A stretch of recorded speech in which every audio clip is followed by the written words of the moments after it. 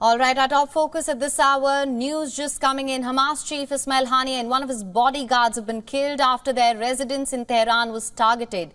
Iran's Islamic Revolutionary Guard Corps confirmed in a statement. The IRGC statement offered condolences to the people of Palestine, the Muslim world, and the fighters of Iran-led resistance front over the Hamas leader's death. Hamas said in a statement that an Israeli attack killed the Palestinian group's leader, Ismail Haniyeh, in his residence in Tehran. Haniyeh was visiting Iran for the swearing-in of the new Iranian President Masoud Pezeshkian. He attended the swearing-in ceremony on Tuesday. Earlier this morning, his residence in Tehran was struck, resulting in his and one of his bodyguards' deaths. Iran's Revolutionary Guards said it was investigating the circumstances of the incident. Remember, 3 of Haniyeh's sons were killed in an airstrike in April. His sister was also killed last month.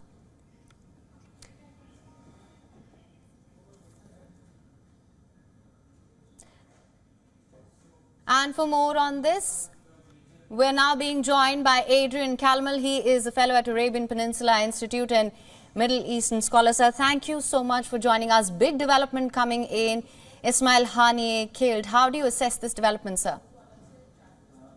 Thank you for having me back. And this is it's a major development. When you look at the IDF, they've taken out Mohammed Daif now. Now Haniyeh's gone and off the board, and that leaves Yahya Sinwar sitting in a tunnel and hiding somewhere.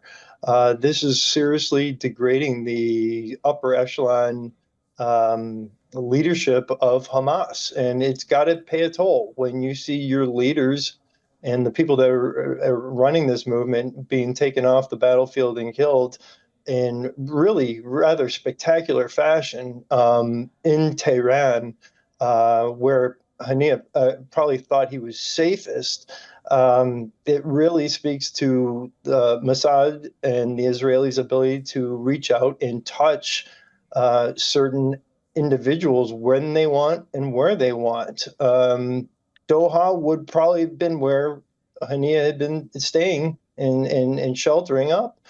Seemed probably like the softer target, but that's a clear message when you take them down in Tehran. Absolutely, sir. Now, we were speaking to Dr. Avner Cohen earlier as well, and he said that this is a failure on Iran's part. As you know, of course, Ismail Haniyeh was in Tehran. How do you think Iran will respond to this development? It's difficult to say how they will respond. I will say this, leading up to the October 7th attack, which was a major blow to Israel, the belief that Israel's intelligence was infallible, that it couldn't be defeated. We have to remember that they were running circles around the internal security apparatus inside the Islamic Republic. And we can go to look at the multiple assassinations of nuclear scientists, and the most recent one was of Fakhrizadeh. We can look at the multiple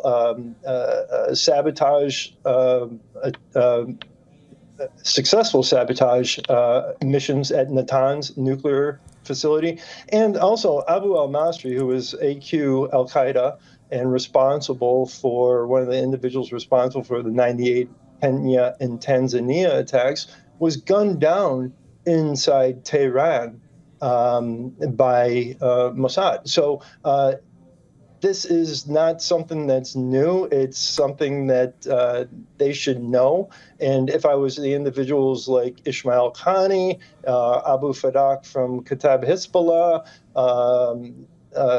I'd be nervous. Right, sir. My next question, it's two-pronged. There are two things here. Of course, we earlier heard that Israel's military claimed that it had killed Hezbollah's most senior commander, Fuad Shukr, in an airstrike in Beirut, and this was in response to the Golan Heights strikes that we saw over the weekends. Since then, there have been increased fears of a wider war in the region. Now we are getting reports of Ismail Haniyeh being killed. Of course, Israel has not taken responsibility for that. That being said, with the Hezbollah front still hot, and now with this development, do you think this will impact the morale of the Hamas leadership? And how do you think this will impact the war in Gaza? What What I'm hoping for, and what I think the Israeli messaging here, is that you crossed a line here, and what we're going to do is we're going to reach out, we're going to punch you in the nose, we're going to make it very clear that you cannot do this again. So my hope is that this will de-escalate, if anything, by taking out these individuals, that they'll say, okay, we overstepped our bounds here, we get it. We still have to remember that there's a war raging on the northern border where 60 to 100,000 Israelis have been displaced. So this isn't a done deal. It's not over with. But I do believe that the Islamic Republic, I do believe that Hezbollah and all their proxies, Hamas, are going to have to seriously recalculate what their approach is in the days forward. They will respond, but I would expect a muted response. But I've been surprised many times by this conflict. Right, sir. Of course, we've spoken about Iran's possible reactions to this. We're also waiting on the United States' response to this. We've seen that the United States has been trying its best to avert a wider war. How do you think it will react to this development? Well, this administration, great question. This administration is going to try and put the pressure on Israel not to widen this war. This has been kind of the running theme, is that don't get tangled up with Hezbollah. And Amos Hochstein, the U.S. ambassador, he's been giving some mixed messaging. There's been questions whether he has been giving Hezbollah forward knowledge of information. So Washington, D.C. has had a failed Lebanon policy for decades now. And the answer is not throwing more money at the problem, which has always been the solution in DC's eyes.